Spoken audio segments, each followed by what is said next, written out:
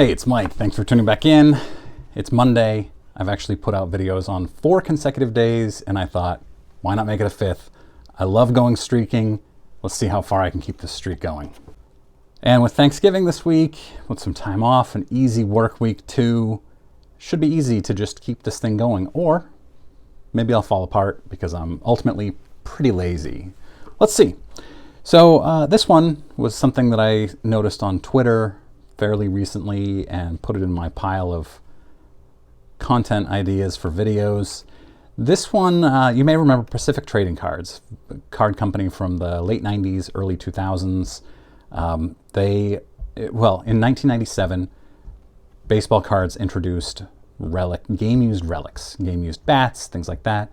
And in 2000, Pacific Trading Cards created their Invincible series number to 200. I think it was called Invincible 2000, and it was in the year 2000. These were game-used bats by players numbered to 200. One of these players was Manny Ramirez. Manny Ramirez was a monster in the year 2000, still playing for Cleveland. I think he went to Boston later that year, was it? I think.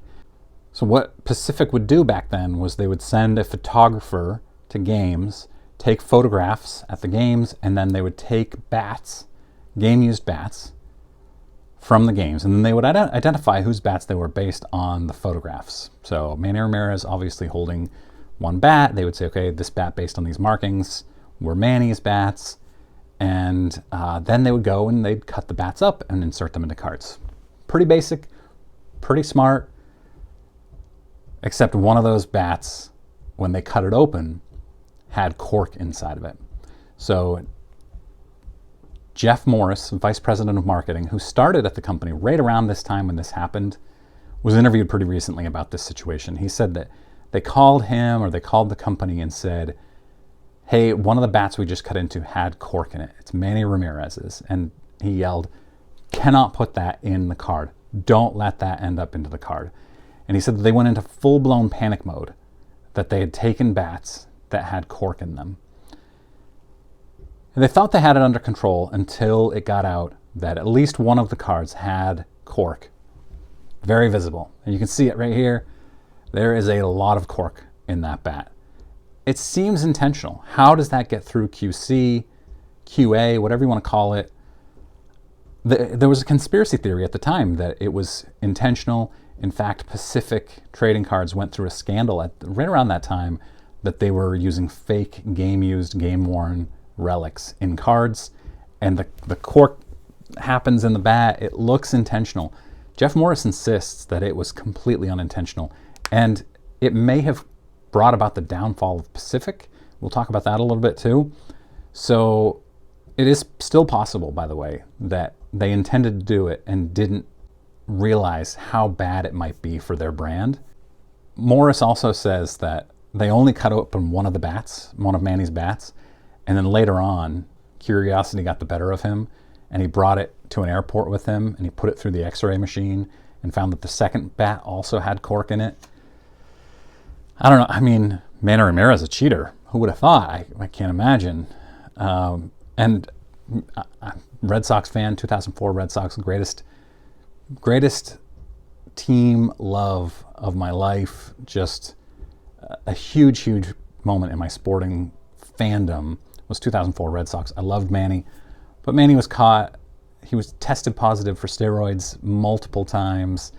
Thinking that he was using a corked bat is not really surprising. The only surprising thing, I guess, is that Jason Grimsley didn't steal the corked bat back from Pacific. So I'm curious, before I continue here, I'm curious what you think. Is this a conspiracy theory? Was it a publicity stunt? Was it a PR ploy by Pacific gone wrong? Let me know in comments. Also, what are your favorite sports card conspiracy theories? Either present or past, doesn't matter to me. I'd like to do a video on sports card conspiracy theories.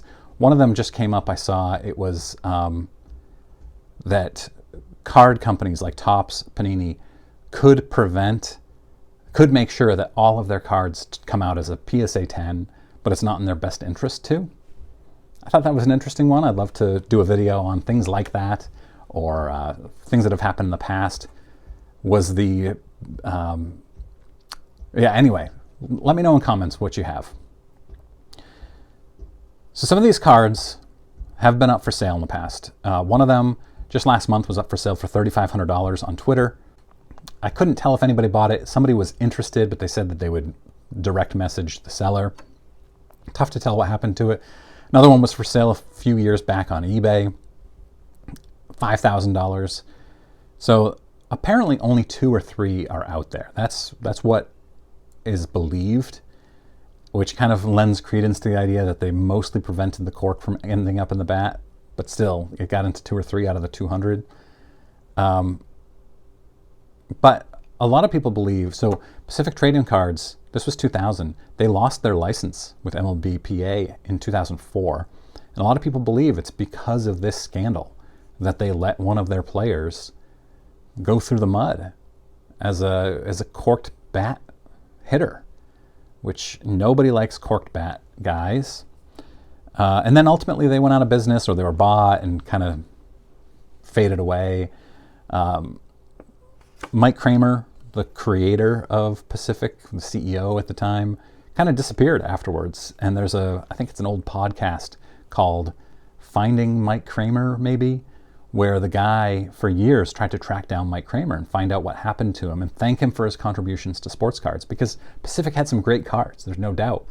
But Mike Kramer never responded, couldn't find any way to get in touch with him or any history, or like, where did the Mike Kramer go? And then eventually Mike Kramer's son reached out to this podcaster and said, my father is happily retired, doesn't want to speak with anybody about this. But this podcaster apparently kept going after it, like wanting to talk to Mike Kramer. And finally, the son sent this guy a message from his father and said, thank you very much. He's happy that people remember him in a positive way. So I think that got him to stop tracking him down, although he said he would try again in 2020. This was in 2019. But no follow-up on that. So if you're new here, click that subscribe button. I really appreciate it. I put out, I guess, daily videos right now, although usually 3, maybe 4 a week about sports cards, a lot of vintage stuff, but also what's happening in the industry. History of sports cards, my favorite. Yeah, that's it.